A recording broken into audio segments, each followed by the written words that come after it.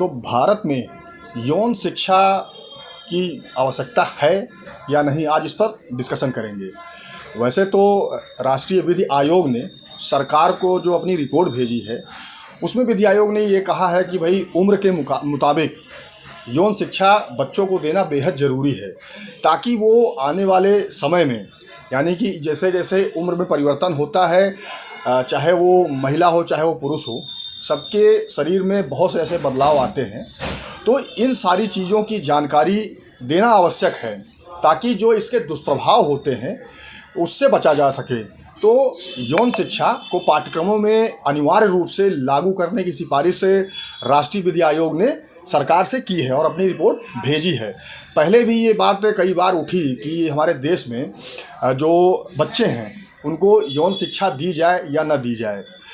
अब ये मामला जब उठा तो बहुत से ऐसे राज्य थे जिन्होंने इसका विरोध भी किया, बहुत से ऐसे लोग थे जिन्होंने इस चीज़ का विरोध किया कि भाई हमारे देश में अगर यौन शिक्षा दी जाएगी तो इससे हमारे देश की जो सभ्यता और संस्कृति है उस पर गलत प्रभाव पड़ेगा, इसलिए यौन शिक्षा की आवश्यकता अभी हमारे देश में नहीं है।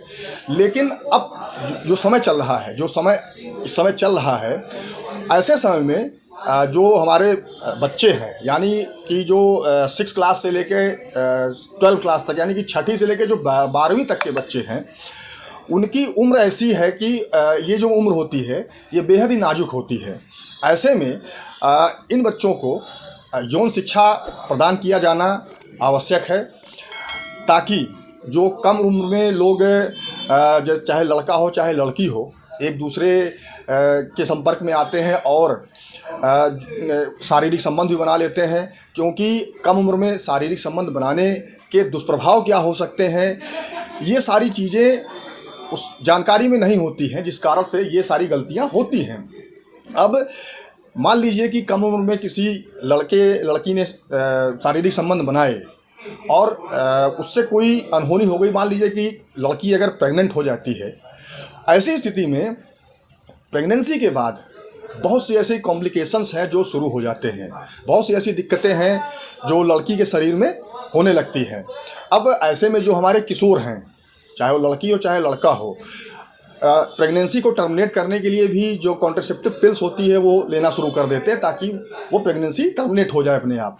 लेकिन इन दवाओं को लेने से भी शरीर में इसका बेहद ही हानिकारक प्रभाव पड़ता है, जिनकी जानकारी बच्चों को नहीं होती है। तो ये बहुत सी ऐसी चीज़ें हैं जिनके बारे में बच्चों को बताना आवश्यक है, और इन्हीं सब चीज़ों को देखते हुए राष्ट्रीय विधि आयोग ने भी सिफारिश की है सरकार से कि उम्र के मुताबिक बच्चों को जो यौन शिक्षा है वो दिया जाना बेहद ज़रूरी है, ताकि वो उसके दुष्प्रभाव से बच सकें। अब जैसे कि जो हमारी बच्चियां हैं वो एक उम्र के बाद उनके शरीर में हार्मोनल चेंजेस आते हैं, जिनकी वजह से उनको पीरियड्स आते हैं। हमारे देश में ऐसे बहुत से माँ बाप हैं जिनको या उनके बच्चों को, जो बच्चियां हैं, उनको इन सब चीज़ों की जानकारी नहीं होती है कि एक उम्र के बाद उनके शरीर में हार्मोनल चेंजेस आते हैं, जिसकी वजह से जो पीरियड्स आते हैं वो इसी वजह से आते हैं। और ये डिस्कशन हमारे माँ बाप हैं जो बच्चों से आपस में डिस्कशन नहीं करते, उनको इन सब चीज़ों के बारे में बताने में शर्माते हैं, या जो बच्चियां हैं वो भी अपने माँ बाप से इन सब चीज़ों के बारे में बताने में संकोच करती हैं, शर्माती हैं।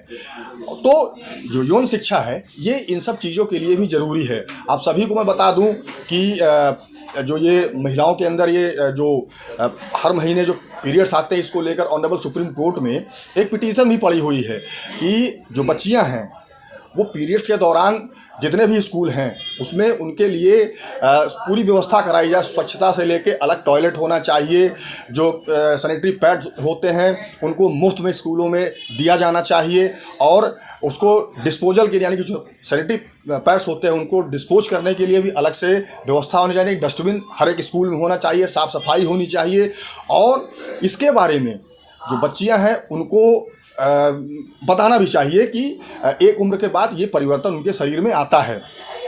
तो जब ये चीज़ें स्कूलों में बताई जाएंगी तभी जो हमारे बच्चे हैं, जो किशोर हैं हमारे देश के, तभी इन सब चीज़ों के बारे में जानकारी होगी। हम सभी को पता है कि 14 साल की उम्र के बाद से जो बच्चे होते हैं, चाहे वो लड़के हों चाहे वो लड़कियां हों, वो अपने बारे में अच्छा बुरा सोचने में लगभग सक्षम हो जाते हैं, क्योंकि आज का जो सोशल मीडिया है हमारे देश का, वो बहुत आगे बढ़ चुका है। सोशल मीडिया पर हर एक चीज़ उपलब्ध है। आप अगर कोई भी सोशल मीडिया प्लेटफॉर्म उठाकर देखें, चाहे वो यूट्यूब हो, चाहे वो फेसबुक हो, चाहे वो इंस्टाग्राम हो, तो सब पे जो सेक्सुअल कंटेंट हैं ये सारी सब पर उपलब्ध हैं।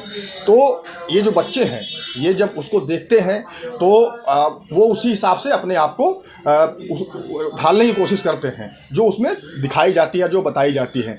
अब जो यूट्यूब पर भी बहुत से ऐसे चैनल हैं जिसमें सेक्सुअल इंटरकोर्स के बारे में बहुत ही ओपनली बताया जाता है। कई चैनल ऐसे हैं, आप अगर देखें तो उस पर आपको हर एक चीज़ें मिल जाएंगी। तो जब ये सोशल मीडिया प्लेटफॉर्म पर ये सारी चीज़ें उपलब्ध हैं और बच्चे देख भी रहे हैं, तो अगर स्कूलों में सेक्स एजुकेशन के बारे में पढ़ाया जाता है तो इसमें बुराई क्या है? कोई बुराई नहीं है। इसीलिए विधि आयोग ने इस बात की सिफारिश की है कि एक उम्र के बाद स्कूलों में बच्चों को यौन शिक्षा के बारे में पढ़ाया जाना बेहद ज़रूरी है, ताकि ये उसके दुष्प्रभावों से बच सके। आज के समय में जो हमारे किशोर हैं वो बहुत जल्दी सोशल मीडिया के प्रभाव में आ जाते हैं।